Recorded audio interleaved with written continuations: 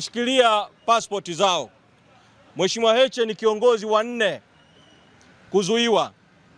Haiwezekani kwa mfululizo viongozi wote hawa sababu ikawa moja kwamba wanakwenda nje kinyume na utaratibu. Ana wajibu wa kutoa kauli kwa umma.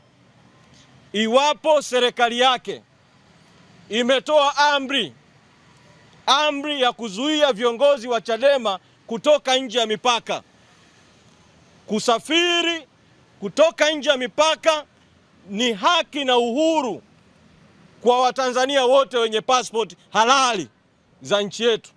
Sasa rais aseme iwapo kuna zuio haramu na hilo zuio linahusu viongozi gani.